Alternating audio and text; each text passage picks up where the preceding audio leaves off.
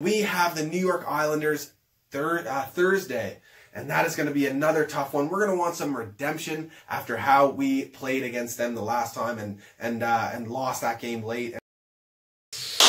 Redemption serve, baby, and oh, it tasted so good, didn't it?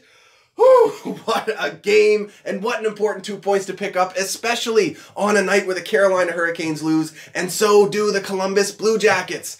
Massive thank yous going out to the Tampa Bay Lightning and the Edmonton Oilers for that, but what a performance by our Habs, once again proving to themselves and us what they are capable of if they play to their strengths and play that full 60 minutes, and this is a perfect time for a momentum swinging win, and that's exactly what that was. The Montreal Canadiens defeat the New York Islanders 4-0. Carey Price picks up the shutout, and that puts their record to 39-28-7 on the season, enough to climb back into that last wildcard spot in the Eastern Conference.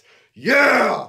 Woo! Boom! And it all starts straight away as soon as the puck drops. Montreal playing their opponents hard, wearing them down, dumping and chasing, forechecking, playing the aisles hard down low, and you cannot forget those penalty kills. And of course, Carey Price's breakaway save on Nick Leddy, which he made look easy as usual. Then late in the first period, Montreal gets 2 power play opportunities, and on the second one, they get a power play goal, and it's Yoel Armia with his first of his entire career, but the play starts with Shea Weber blasting a shot. It gets blocked by the Isles, and they're about to clear it, but Shea knocks that clear at a mid-air, something he is insanely good at doing, protecting that offensive blue line. He does it here, keeps the play alive. It goes down to Jonathan Drouin, who works it up to Jordan Weal on that right half wall. And the stick work from Weal there, cradling the puck, and those last couple quick cradles made it difficult for the defender to know when he was going to sneak that pass into the slot. He did so, and Yoel Armia finishes it with a one-timer 5-hole on Thomas Greiss. And that was a momentum-changing spot in that game. And it's important to note, Montreal didn't get any more power play opportunities from that point forward.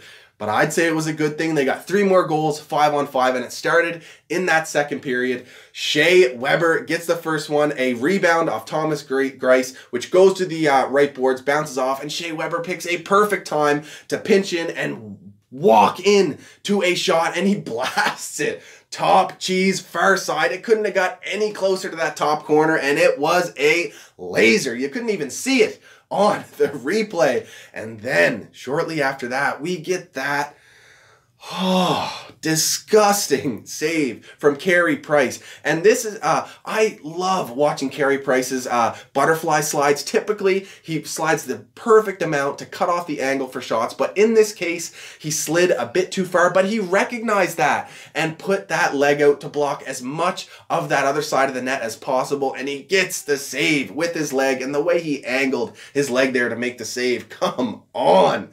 Once again, voted best goaltender in the league by his peers, the NHLPA. Good on him, and he was showing it last night. And shortly after that, thanks to that big swing of momentum from that save, Jonathan Drouin, Yoel Armia, Kotkaniemi come down the ice. Nasty give and go, tic-tac-toe play, and Jonathan Drouin buries it. That's a goal and assist on the night for Jonathan Drouin, ending that pointless drought. So hopefully that's a sign of good things to come for him. Hopefully he can grip that stick a little less tight and start putting up even more points. Impressive night from Jonathan Drouin. Armia also goal and assist on the night, and Weal as well, goal and an assist on the night.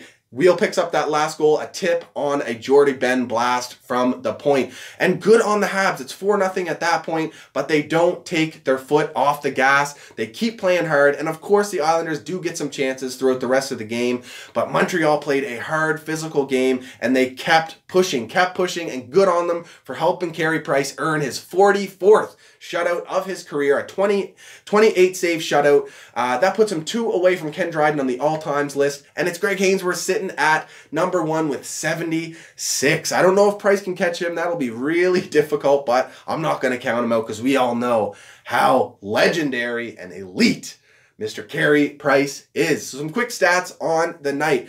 34-28 shots for the Montreal Canadiens.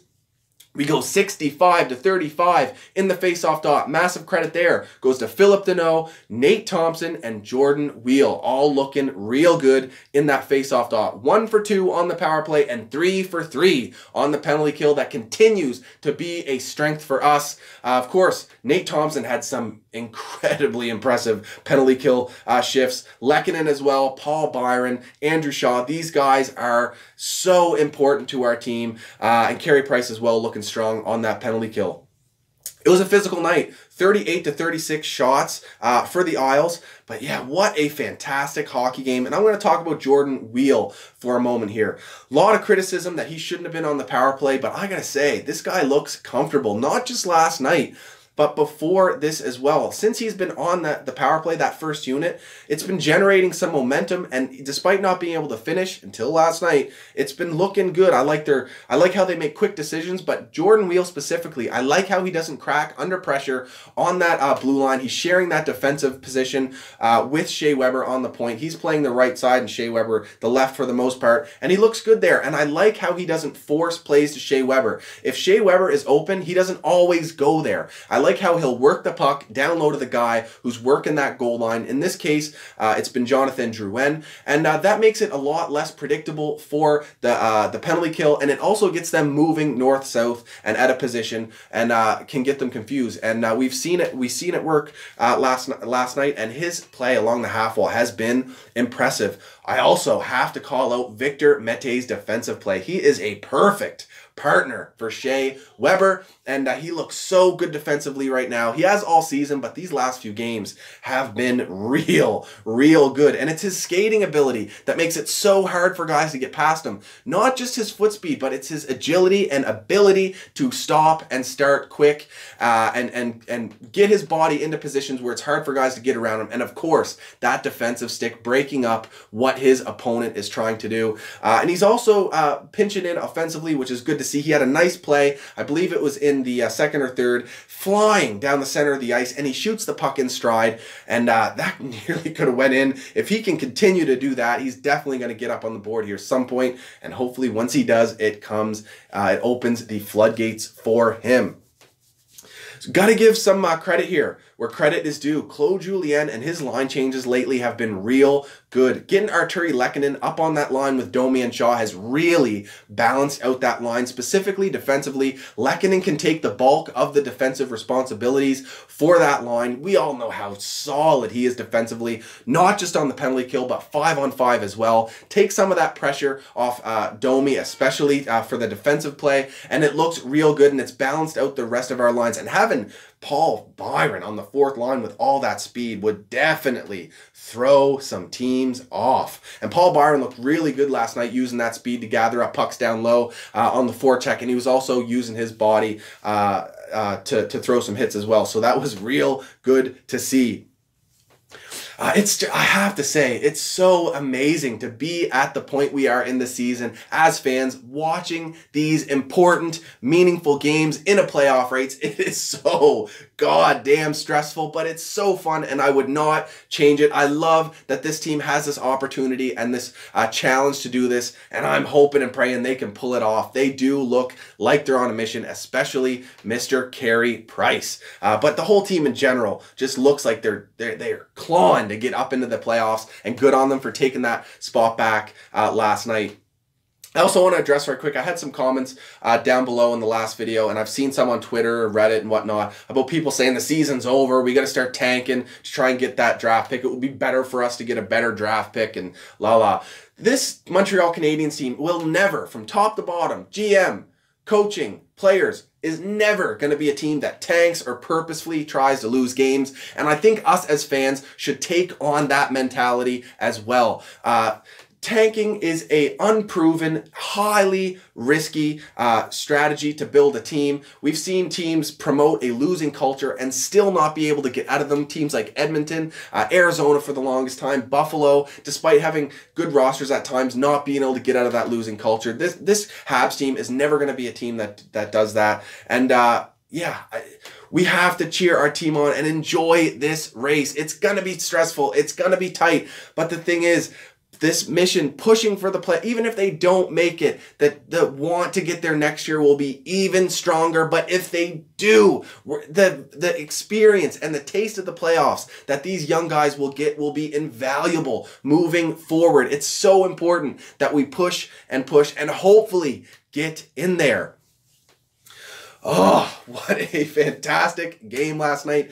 We have the Buffalo Sabres on Saturday, and once again, we need another big 2 points, and we've been struggling on Saturday night games lately, so this is a good time to get the team back on track on Saturday nights. We need a strong Saturday night performance. It's the first of a back-to-back, but we're just going to focus on the game at hand, and that is the one for the Buffalo Sabres. It's going to be a good game. Can't wait to talk to you guys after that one. Now, let's quickly look at Columbus's upcoming schedule. They have Vancouver. We're 1 point ahead of them now. Same amount of games played. They have Vancouver next, then the Isles, then us, and then the Nashville Predators. Bit of a tough schedule for them the next few games. And Carolina, we are 2 points back from Carolina. They have Minnesota next, then they have us, then they have Washington twice, and then they have Philly and Pittsburgh. They have some challenges ahead of them as well. It's going to be a fun stretch right to the end. We have 8 games left. That's 16 points up for grabs. Let's do it, guys. Let's push. Let's get in there. Can't wait to watch these games, and looking forward to talking to you guys after them. Let me know what you thought about the game last night in the comments. Love chatting with you guys. Ask some questions. I'll try and answer them for the next video. Hit that like and subscribe button if you like my content, if you like my videos, if you want to see more, hit that like and subscribe button, and follow me on Twitter, Instagram, and Facebook at ScotianCanadien. Once again, thanks guys. Made it to 1,000 subscribers. Absolutely huge. Yeah, what a game last night. Go Habs, go baby. Woo! Boom!